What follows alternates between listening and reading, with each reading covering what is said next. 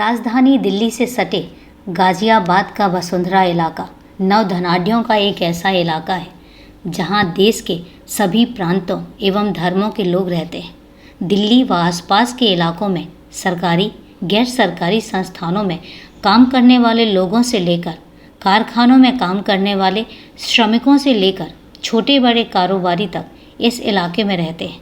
मूल रूप से ओडिशा के जगत सिंहपुर के गांव आशिंदा का रहने वाला मनोज उर्फ मनोरंजन 1999 में नई विकसित वसुंधरा कॉलोनी में रोजी रोटी की तलाश में आया था।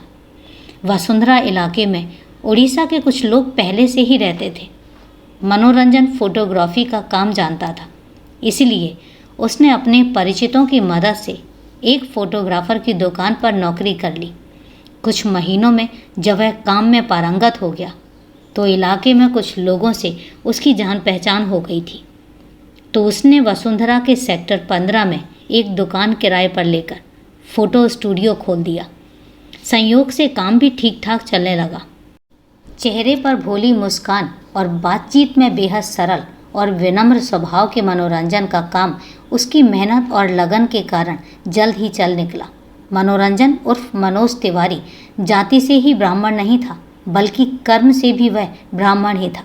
माथे पर तिलक और सत्कर्मों के कारण क्षेत्र के लोग उसे पंडित जी के नाम से पुकारते थे। दोस्तों, आखिर जानेंगे हम कहानी में कि पंडित जी की पूरी कहानी है क्या। लेकिन उससे पहले नमस्कार दोस्तों, क्राइम चैनल पर आपका स्वागत करती हूँ और उम्मीद करती हूँ कि आप सब लोग स्वस्थ होंगे, सुरक्षित होंगे।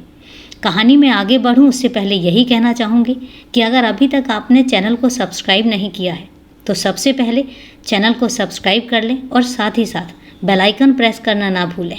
और इसके साथ ही कहानी में लास्ट तक बने रहें और कहानी के बारे में आपकी क्या राय है वो कमेंट करके ज़रूर बताएं, क्योंकि आपके कमेंट्स का जवाब अगले दिन के वीडियो में ज़रूर दिया जाएगा।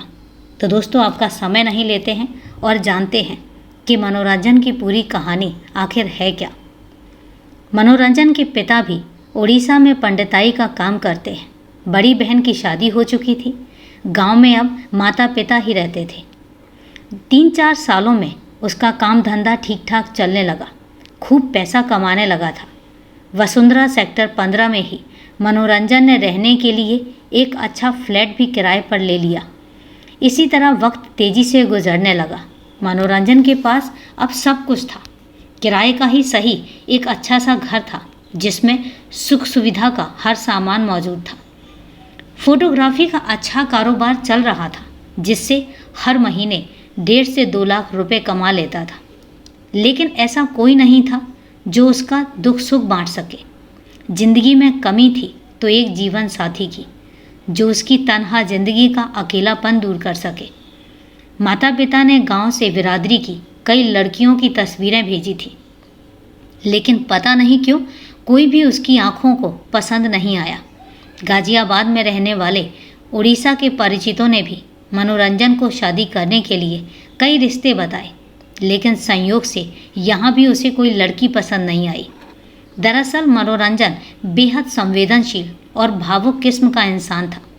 जिंदगी में वही काम करता था जिसके लिए उसका दिल कहता था। अभी तक उसने जिन लड़कियों को भी देखा था, उनमें से कोई भी ऐसी नहीं थी जिसे देखकर उसके दिल में कोई उमंग या खुशी की भावना जगी हो। इसलिए उसे एक ऐसी लड़की का इंतज़ार था जिसे देखकर पहली ही नज़र में दिल से आवाज़ निकली कि हाँ, सिर्फ यही है जो मेरे लिए बनी है। वक्त तेज़ी से गुजरता गया, लेकिन 2006 में अचानक एक ऐसा भी दिन आया जब एक लड़की को देखकर उसके दिल ने वो आवाज़ निकाली जिसका उसे इंतज़ार था। हुआ यूं कि एक दिन एक लड़की जिसका नाम गीता यादव था, वह उसके स्टूडियो में फ़ोटो खिंचवाने के लिए आई। करीब 20 साल की अल्हड़ उम्र की थी और चेहरे पर चंचल मासूमियत देखकर पता नहीं मनोरंजन का दिल पहली बार एक अजीब से एहसास के साथ धड़का था। मूल रूप से इटावा की रहने वाली गीता यादव पिछले 10 सालों से अपने परिवार के साथ किराए के मकान में कनावनी गांव में रहती थी। परिवार में मां शांति के अलावा एक बड़ा भाई राजेश यादव था। भाई एक फैक्ट्री में नौकरी करके अपनी पत्नी बच्चे के साथ मां और बहन का पेट भी पाल रहा था। कुल मिलाकर गीता निम्न मध्यम वर्गीय परिवार की लड़की थी। परिवार उन दिनों गीता की शादी को लेकर चिंतित था। गीता तीखे नाक नक्श वाली बेहद खूबसूरत थी। परिवार चाहता था कि गीता की शादी बिरादरी में ही किसी अच्छे परिवार में ठीक ठाक कमाई करने वाले लड़के के साथ हो जाए, लेकिन जहाँ भी पसंद का लड़का मिलता तो दहेज की ऐसी मांग होती कि गीता के परिवार के लिए दहेज की मांग पूरी कर पाना बहुत मुश्किल हो जाता। इसलिए गीता की उम्र तेज़ी से बढ़ रही थी और गीता के परिवार की चिंताएं भी बढ़ रही थीं। लेकिन जब मनोरंजन ने गीता को देखा तो उसे पहली ही नज़र में उससे प्यार हो गया। कुछ समय पहले तक वह नहीं मानता था कि किसी लड़की को देखकर उसके मन में ऐसा मीठा मीठा एहसास जगेगा। जब उसने गीता को देखा तब उससे कुछ पल की मुलाकात ही हुई थी, लेकिन तभी से मनोरंजन ने यह निर्णय कर लिया कि वह शादी गीता से ही करेगा। हालांकि मनोरंजन ने गीता से भी ज़्यादा हसीन लड़कियां देखी थीं, लेकिन गीता के साथ शादी करने का उसका निर्णय अब अटूट हो गया था। उस दिन रात भर उसको नींद नहीं आई और वह करवटें बदलता रहा। अगला पूरा दिन मनोरंजन ने गीता के इंतज़ार में बिता दिया, क्योंकि उसे अपनी फ़ोटो लेने के लिए जो आना था। आंखें उसका इंतज़ार करते हुए थक गई, लेकिन वह नहीं आई। 3-4 दिन और बीत गए, लेकिन गीता फ़ोटो लेने नहीं आई। इंतज़ार जैसे जैसे बढ़ता जा रहा था, बेकरारी भी उसी तरीके से बढ़ती जा रही थी। आखिर चौथे दिन जब गीता अपनी फ़ोटो लेने के लिए उसके स्टूडियो पर आई तो दिल को वैसे ही सुकून मिला जैसे तपती रेत पर पानी गिरने से ठंडक का एहसास होता है। संजोग ये भी था कि पहले दिन जब गीता फ़ोटो खिंचवाने आई थी तो उसके साथ पड़ोस में रहने वाली कोई महिला भी थी, लेकिन उस दिन गीता अकेली ही पहुंची थी। फ़ोटो का लिफाफा गीता के हाथ में थमाते हुए मनोरंजन ने कहा कि आपकी फ़ोटो उतनी खूबसूरत नहीं है जितनी खूबसूरत आप हो। इसके बाद दोनों में थोड़ी देर तक बातचीत होती रही और बातचीत के दौरान ही मनोरंजन ने ये जान लिया था कि गीता की अभी तक शादी नहीं हुई है। उसके बाद मनोरंजन के लिए गीता से दोस्ती करना आसान हो गया। गीता की तरह वह भी भोला भाला था। उसने गीता का नाम पता पूछा, उसके परिवार के बारे में जानकारी ली और उसका मोबाइल नंबर हासिल कर उसे भी अपना मोबाइल नंबर दे दिया। गीता को उसने यह बात इशारे इशारे में बता दी थी कि वह उसको पसंद करता है और फ़ोन पर उससे बात करेगा। इसके बाद दोनों के बीच फ़ोन पर बातचीत का सिलसिला शुरू हो गया। कुछ दिनों बाद दोनों एक दूसरे से मुलाकात भी करने लगे। साथ में सिनेमा देखने जाना, रेस्टोरेंट में खाना खाना और इसके बाद घूमने फिरने का सिलसिला भी शुरू हो गया। 1-2 महीने के बाद मनोरंजन की तरह गीता भी उसे पूरे दिल से प्यार करने लगी थी। एक दिन मनोरंजन ने अपने दिल का इजहार करते हुए गीता से कह दिया, गीता क्या तुम मेरी सोनी ज़िंदगी में आकर उसे रोशन कर सकती हो? गीता खुद भी मनोरंजन से कुछ ऐसा ही कहना चाहती थी। दोनों ने उस दिन साथ जीने मरने की सौगंध खा ली। बस एक ही अड़चन थी, मनोरंजन जाति से ब्राह्मण था जबकि गीता यादव बिरादरी से थी। मनोरंजन को तो कोई ऐतराज़ नहीं था, लेकिन गीता के परिवार को ऐतराज़ ना हो इसलिए उसने गीता से अपने परिवार की राय जानने के लिए कहा। गीता ने जब अपनी माँ शांति व भाई राजेश यादव को मनोरंजन के बारे में बताया तो पहले उन्होंने नाराज़गी दिखाई कि एक गैर बिरादरी के लड़के से हम कैसे उसकी शादी कर दें। लेकिन फिर यही सवाल उठा कि बिरादरी में अच्छे लड़के तो मोटा दहेज मांग रहे हैं, जबकि मनोरंजन अच्छा लड़का भी है और कमाता भी अच्छा है। ऊपर से वह गीता को बेहद प्यार भी करता है। अगर वह मनोरंजन से गीता की शादी करते हैं तो अच्छा लड़का भी मिल जाएगा और दहेज भी नहीं देना पड़ेगा। ना करते करते गीता की माँ और भाई दोनों ही मान गए और उन्होंने शादी के लिए हाँ कर दी। फरवरी 2007 में दोनों परिवार वालों की रजामंदी से मंदिर में जाकर मनोरंजन और गीता ने शादी कर ली। शादी के बाद मनोरंजन को मानो जीने का मकसद मिल गया।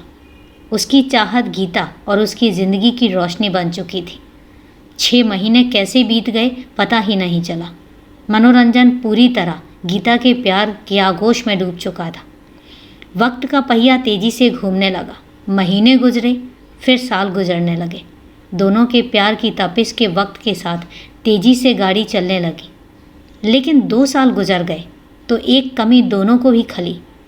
उनकी चाहत थी कि घर में एक बच्चे की किलकारी गूंजे, लेकिन वो चाहत पूरी नहीं हो पा रही थी। 3 साल हो गए लेकिन गीता माँ नहीं बन सकी।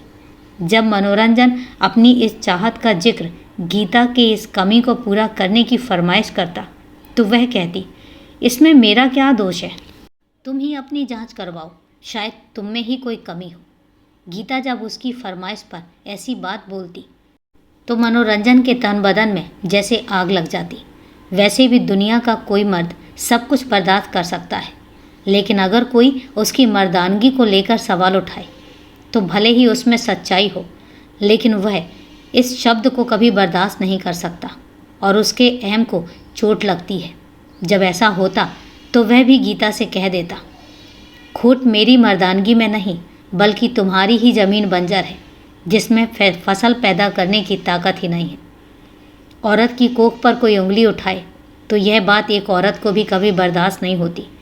अब अक्सर ऐसा होने लगा कि बच्चे की चाहत में मनोरंजन और गीता एक दूसरे की गमियां गिनाने लगे, लेकिन जब बात आती कि चलो किसी डॉक्टर को दिखा लें तो दोनों ही एक दूसरे पर तोहमत लगाने लगते कि उसमें कोई कमी नहीं है, तुम अपना इलाज कराओ।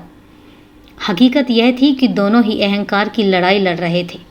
पता किसी को भी नहीं था कि बच्चा पैदा क्यों नहीं हो रहा है। मनोरंजन ने जब बच्चा नहीं होने की बात अपने माता पिता को बताई तो उन्होंने कहा कि वह गीता को लेकर उड़ीसा आ जाए, वहाँ पर उसका इलाज कराकर सब ठीक कर देंगे। जब मनोरंजन ने गीता से सब कुछ छोड़कर अपने साथ उड़ीसा चलने की बात कही तो गीता ने साफ इनकार कर दिया कि वह गाजियाबाद को छोड़कर कहीं भी नहीं जाएगी। इस बात से मनोरंजन गीता से और भी ज़्यादा नाराज़ हो गया। कुछ दिन और बीते तो बच्चे को लेकर बात इतनी बढ़ने लगी कि बहस के बाद दोनों में मारपीट तक की नौबत आने लगी। इसी परेशानी में मनोरंजन ने शराब भी पीनी शुरू कर दी। गीता जब इस पर ऐतराज़ जताती तो मनोरंजन इसका जिम्मेदार भी उसी को ठहरा देता। इसके बाद फिर दोनों के बीच मारपीट होती। अब ऐसा होने लगा था कि शायद ही ऐसा कोई दिन गुजरता कि जब पति पत्नी के बीच कलह या मारपीट ना होती हो। गीता को अब मनोरंजन से शादी करने का अफसोस होने लगा। कई बार तो उसका मन चाहता कि वह घर छोड़कर चली जाए। उधर मनोरंजन को भी अब गीता से शादी करने का मलाल होने लगा। दोनों ही लड़ाई झगड़े के दौरान अपने इस पछतावे की बात एक दूसरे पर जाहिर भी कर देते थे। ऐसे में मनोरंजन गीता को ताना देते हुए कह देता कि मैं ही था जो तुझ पर मर मिटा और शादी कर ली, वरना तुझे तो कोई रखेल बनाकर भी न रखे। यह बात गीता को इस तरह चुभ जाती जिससे उसके अस्तित्व पर ही सवाल खड़ा हो जाता। आखिर पानी सर से ऊपर गुजर गया। एक दिन दोनों के बीच में लड़ाई झगड़ा इस कदर बढ़ा कि उस दिन गीता ने घर छोड़ने का फैसला कर लिया। मनोरंजन ने भी उसके इस फैसले का विरोध नहीं किया। अप्रैल 2011 में गीता ने मनोरंजन का घर छोड़ दिया। चूँकि मनोरंजन से शादी करने का फैसला उसका अपना था और परिवार की हैसियत भी ऐसी नहीं थी कि गीता पति को छोड़कर फिर से परिवार पर बोझ बनकर उनके साथ रहे। गीता के पास बैंक में थोड़े बहुत पैसे थे। उसने प्रहलाद गढ़ी में किराए का एक कमरा ले लिया, रहने खाने के लिए थोड़ा सामान भी जुटा लिया और एकांत जीवन बसर करने लगी। थोड़े ही दिन में प्रयास करने पर उसे वसुंधरा में एक नर्सिंग होम में मेड का काम भी मिल गया, जिससे भरण पोषण की समस्या भी खत्म हो गई।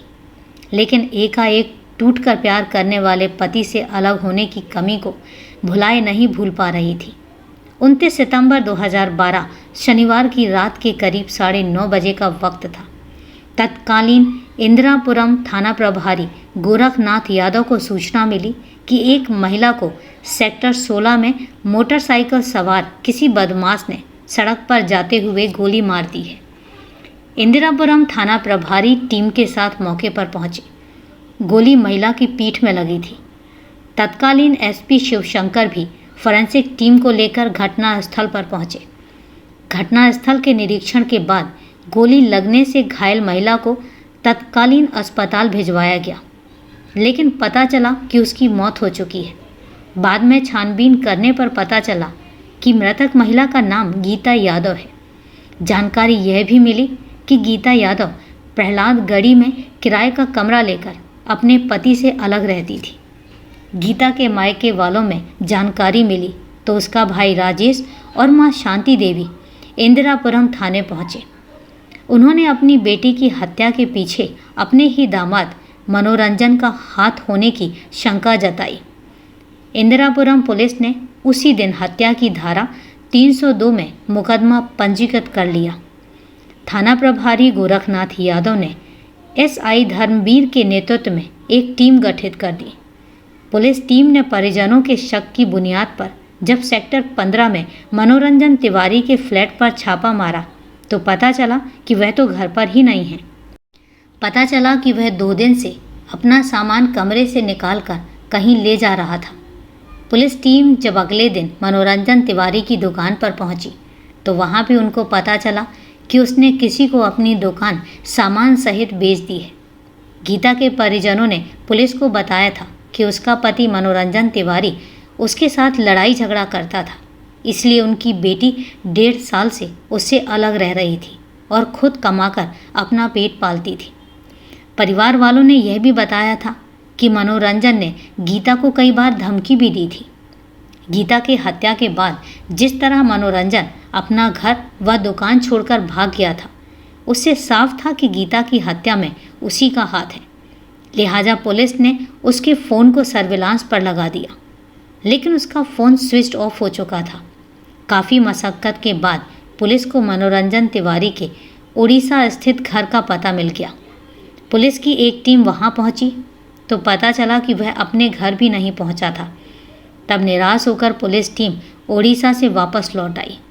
इसके बाद पुलिस ने काफ़ी दिनों तक तिवारी को इधर उधर तलाश किया, लेकिन वह कहीं भी नहीं मिला। आखिर पुलिस ने उसके खिलाफ अदालत से कुर्की वारंट हासिल कर उसके उड़ीसा स्थित घर की कुर्की कर ली। बाद में पुलिस ने अदालत में प्रार्थना पत्र देकर उसे भगोड़ा घोषित कर दिया।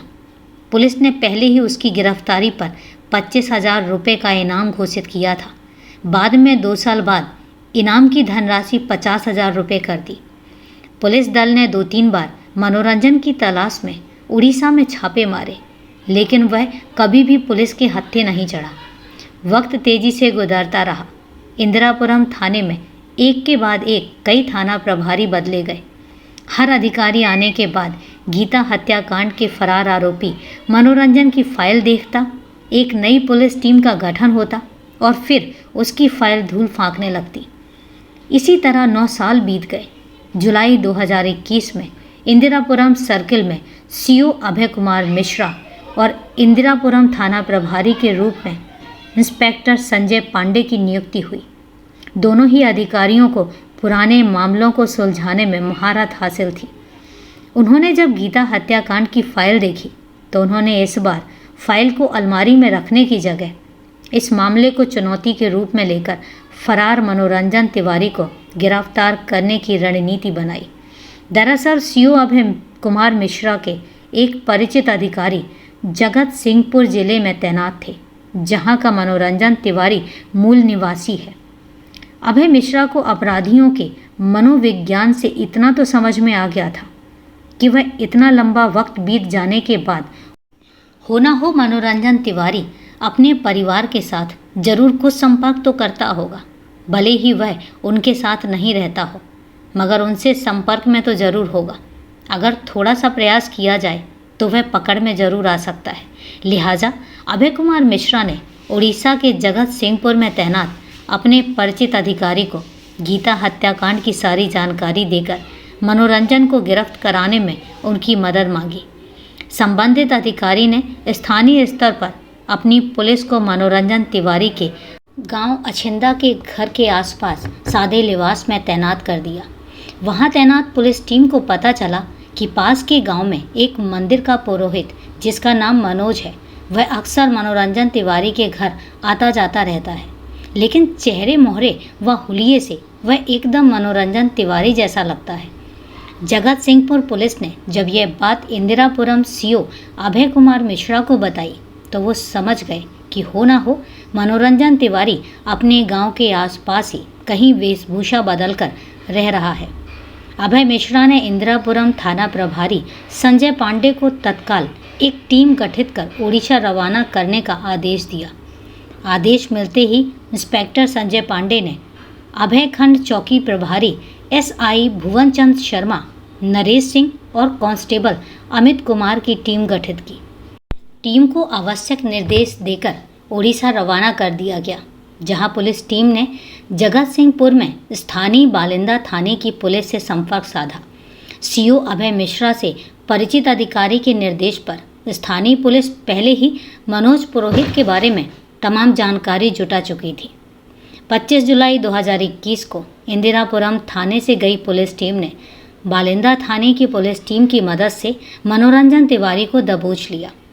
वह मनोज तिवारी के नाम से पंडित का पुरोहित बनकर रह रहा था और वेशभूषा बदलने के लिए उसने दाढ़ी तक बढ़ा ली थी। लेकिन जब उसने अपने माता पिता के घर आना जाना शुरू कर दिया तो लोगों को उस पर शक हो गया। हालांकि जब पुलिस टीम ने उसे पकड़ा तो उसने पुलिस को बरगलाने का प्रयास किया, लेकिन थोड़ी सी सख्ती के बाद ही उसने कबूल कर लिया कि वही मनोरंजन तिवारी उर्फ मनोज तिवारी है। आवश्यक लिखापढ़ी व कानूनी कार्यवाही के बाद पुलिस टीम अगले दिन गीता हत्याकांड के 9 साल से फरार चल रहे आरोपी मनोरंजन को गिरफ्तार कर गाजियाबाद लेकर आ गई। इंस्पेक्टर संजय पांडे और सीओ अभय कुमार मिश्रा के अलावा एसपी सिटी हिंडन पार्क के सामने मनोरंजन तिवारी ने कबूल किया कि उसी ने सोच समझकर गीता की हत्या की थी। तिवारी ने बताया कि 2011 में उसके साथ विवाद के बाद जब गीता अलग होकर किराए का कमरा लेकर रहने लगी और कहीं और नौकरी करने लगी तो उसके संबंध सचिन यादव नाम के एक ठेकेदार से हो गए थे। जब उसे इस बात की खबर लगी तो वह मन महसूस कर रह गया। भले ही गीता से उसका झगड़ा हो गया था और वह अलग रहता था, लेकिन इसके बावजूद भी वह उससे मोहब्बत करता था। यह बात उसे मंजूर नहीं थी कि बिना तलाक लिए गीता किसी गैर मर्द के साथ नाजायज़ संबंध बनाए। मनोरंजन अक्सर गीता पर नज़र रखने लगा। उसने गीता को 1-2 बार समझाया भी कि अगर वह किसी गैर के साथ संबंध रखेगी तो वह उसकी जान ले लेगा, लेकिन गीता ने उसकी बात को हंसी में उड़ा दिया। उसने उल्टा मनोरंजन को धमकी दी कि अगर वह उसके रास्ते में आएगा तो सचिन उसी का काम तमाम कर देगा। मनोरंजन समझ गया था कि गीता पर गैर मर्द से आशिकी का भूत सवार हो चुका है। वह जानता था कि यादव बिरादरी के जिस शख्स से इन दिनों गीता की आशिकी चल रही थी वह न सिर्फ स्थानीय है बल्कि ऐसे लोगों के लिए खून कराना कोई बड़ी बात नहीं है। मनोरंजन की सचिन यादव से तो कोई दुश्मनी भी नहीं थी, इसलिए मनोरंजन ने तय कर लिया कि इससे पहले कि गीता अपने आशिक से कहकर उस पर वार करवाए, उसी का काम तमाम कर देना चाहिए। मनोरंजन ने साजिश रची। गीता की हत्या के बाद गाजियाबाद से फौरन भागने की उसकी पूरी प्लानिंग भी वह पूरी तरीके से कर चुका था। 29 सितंबर 2012 की शाम को गीता जब अपने काम से घर लौट रही थी, मनोरंजन ने उसे रोक लिया और गोली मार दी। गोली गीता की ऐसी जगह लगी थी कि उसकी मौके पर ही मौत हो गई। इत्मीनान होने के बाद मनोरंजन मौके से फरार हो गया। गीता की हत्या करने के फौरन बाद उसने अपने परिवार वालों को इस बात की सूचना दे दी और उन्हें सतर्क कर दिया था कि पुलिस अगर उन तक पहुंचे तो वे उसके बारे में बिल्कुल ही अनजान बने रहें। कई महीनों तक इधर उधर रहने के बाद पुलिस की गतिविधियां जब शांत हो गईं तो वह एक रात अपने परिवार वालों से जाकर मिला। उसने उन्हें बता दिया कि अब वह पड़ोस के ही गांव के मंदिर में नाम व वेशभूषा बदलकर पुरोहित के रूप में रहेगा और उनसे अक्सर मिलता रहेगा। कहते हैं कि अपराधी कितना भी चालाक क्यों ना हो, कानून व पुलिस के हाथ एक दिन उसकी गर्दन तक पहुंच ही जाते हैं, चाहे वह 7 समंदर पार जाकर छिप क्यों ना जाए। मनोरंजन तिवारी को इस बात का भ्रम था कि उड़ीसा गाजियाबाद से इतनी दूर है कि 9 साल बीत जाने पर पुलिस बार बार उसकी तलाश में ना तो उसके गांव आएगी और ना ही इतनी बारीकी से तहकीकात करेगी। लेकिन यह उसकी भूल साबित हुई, क्योंकि पुलिस चाहे किसी भी प्रदेश की हो, लेकिन कानून के गुनहगार को पकड़ने के लिए प्रदेश की दूरियां मिनटों में ख़त्म हो जाती हैं। तो दोस्तों, ये थी कत्ल के बाद छिपे एक कातिल को ढूंढ निकालने की पूरी कहानी। कहानी को लास्ट तक सुनने के लिए आपका तहे दिल से धन्यवाद। अब कहानी के बारे में आपकी क्या राय है, कमेंट करके ज़रूर बताएं। तो चलिए दोस्तों, आज के लिए इतना ही। कल फिर मिलते हैं क्राइम की एक सच्ची कहानी के साथ। तब तक के लिए सेफ रहें, सुरक्षित रहें और अपना ध्यान रखें। जय हिंद दोस्तों, जय भारत।